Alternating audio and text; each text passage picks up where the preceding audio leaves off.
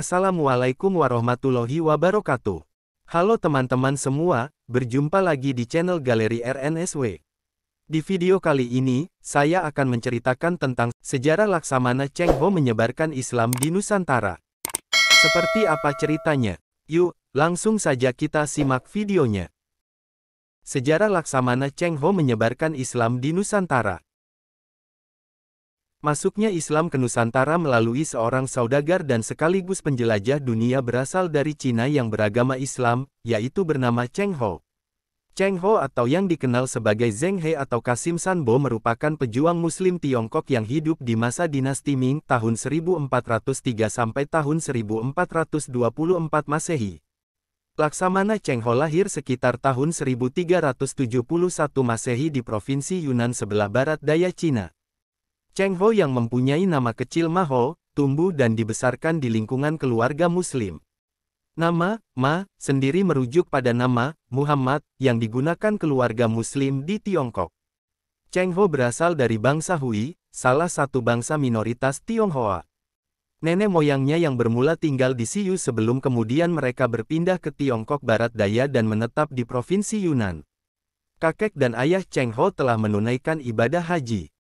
Ketika itu untuk melaksanakan ibadah haji ke Mekah bukanlah sesuatu yang mudah, mengingat perjalanannya yang jauh dan penuh rintangan. Sejak kecil Cheng Ho sudah sering mendengar cerita perjalanan kakek dan ayahnya ke Mekah. Hal ini sangat mendorong Cheng Ho untuk menjelajah negara-negara yang jauh. Kebijakan yang diberikan oleh dinasti Ming adalah memberikan hak bebas memeluk agama apa saja. Selain itu, dinasti Ming juga memberikan kesempatan yang sama untuk semua jabatan sesuai dengan kemampuannya. Kondisi di atas mendukung misi yang dimiliki dinasti Ming berupa memperkenalkan kebesaran Cina ke seluruh dunia. Untuk mewujudkan misi tersebut, dinasti Ming mengutus Cheng Ho untuk melakukan ekspedisi memperkenalkan kebesaran Cina ke berbagai kawasan di dunia. Pada awal abad ke-15, Kaisar Zhu telah memerintahkan Cheng Ho agar melakukan pelayaran ke Samudra Hindia. Cheng Ho memiliki prestasi yang sangat baik dan juga seorang yang sangat menyukai dunia sosial maritim serta menjadi salah satu orang yang dipercayai untuk menyebarkan diplomasi antar negara. Atas dasar hal itu, ia ditunjuk oleh Kaisar Zhu sebagai laksamana untuk memimpin pelayaran jarak jauh tersebut. Nama marga Cheng di depan nama Ho merupakan bentuk penghargaan dari Kaisar Zhu yang diberikan kepada Ma Ho, karena ia menjadi salah seorang prajurit kerajaan di dinasti itu. Pada waktu itu jabatan Ma Ho adalah Laksamana Urusan Asia Tenggara dan Asia Selatan. Secara resmi, nama Cheng Ho disandangnya sejak tahun 1403, ketika Kaisar Zhu mengangkat Ma Ho sebagai ketua armada Tiongkok yang akan melakukan pelayaran ke berbagai kawasan di Asia dan Afrika.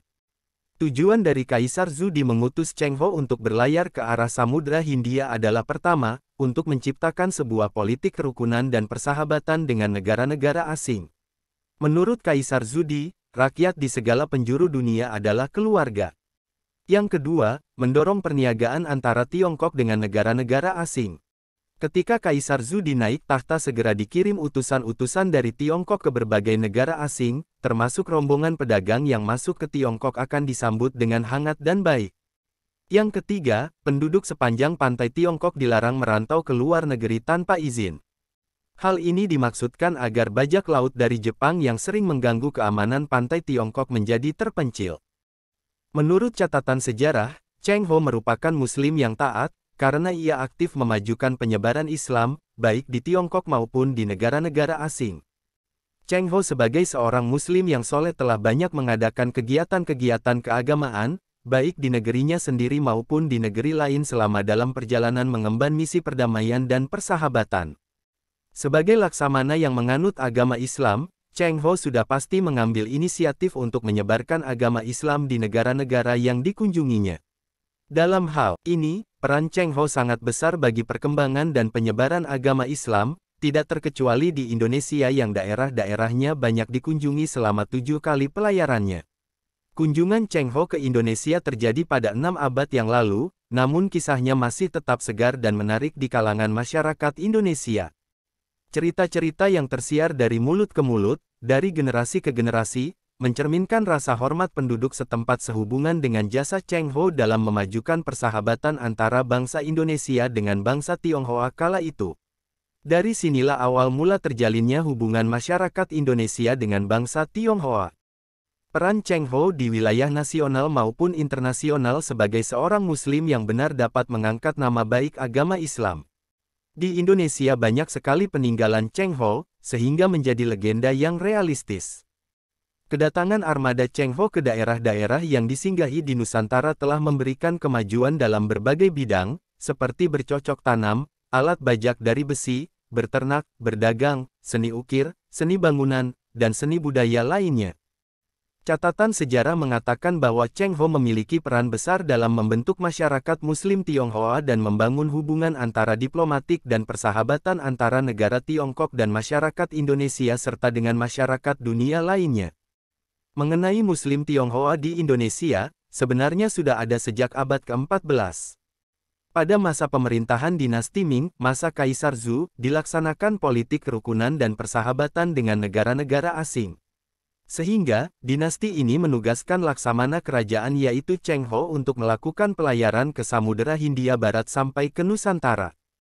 Pelayaran Cheng Ho berlangsung antara tahun 1405 sampai tahun 1433 Masehi, yang terbagi dalam 7 pelayaran besar.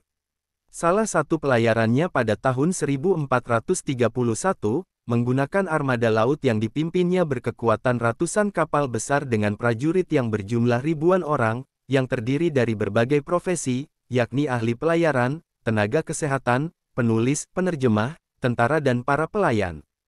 Kapal-kapal besar Cheng Ho ukurannya berpuluh-puluh kali lipat dari kapal yang dimiliki oleh Christopher Columbus yang menemukan benua Amerika.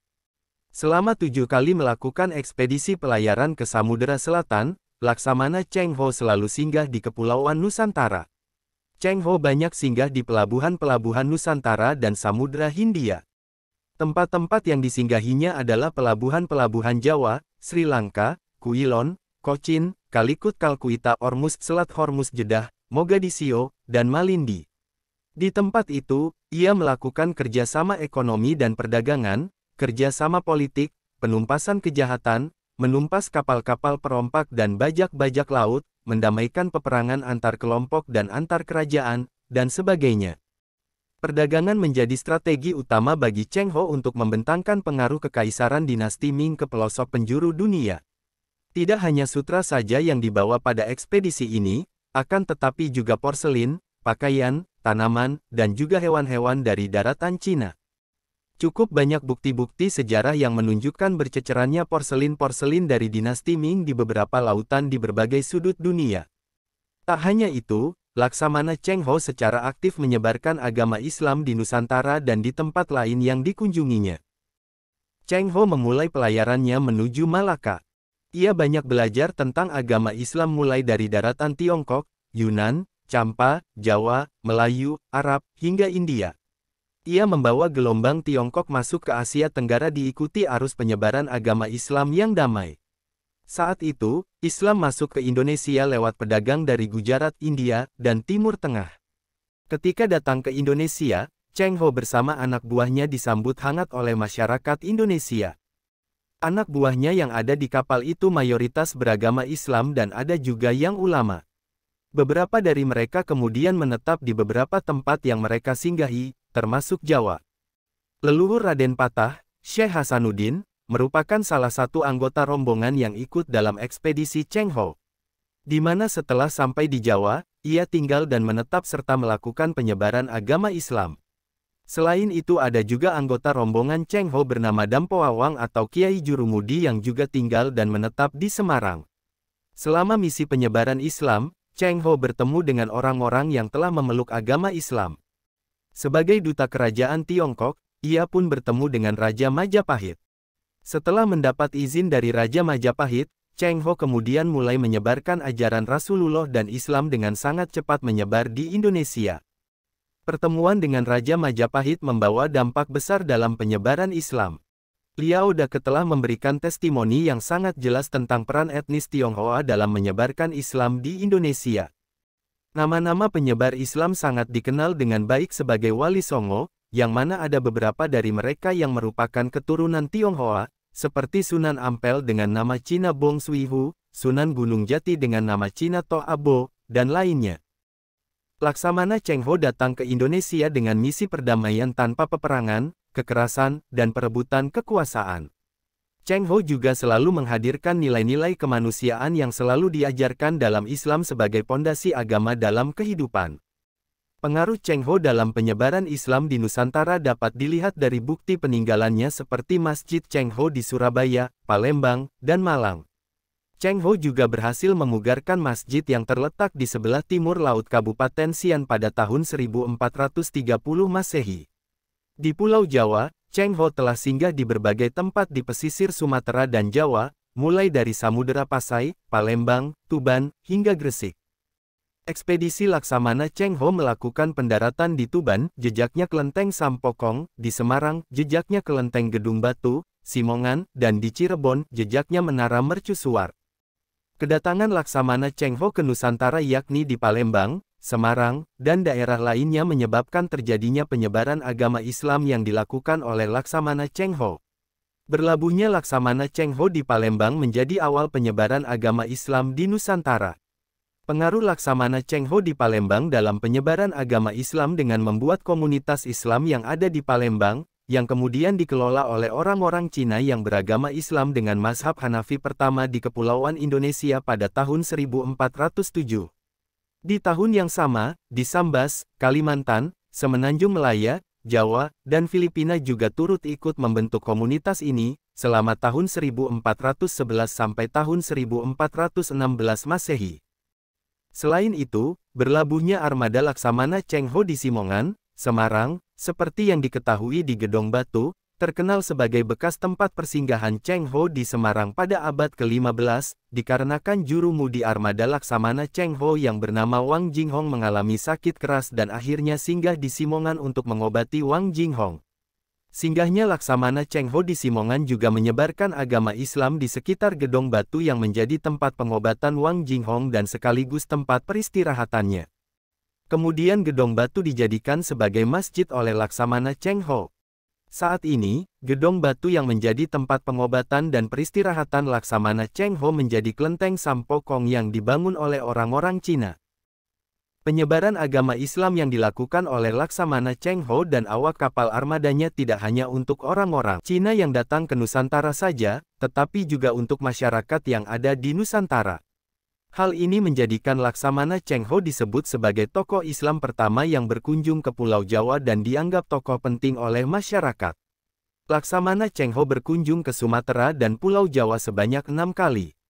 Meski demikian, suatu kunjungan beberapa kapal Cina ke Semarang yang dinakodai oleh seorang Cina Muslim pada tahun 1413 bukanlah hal yang mustahil.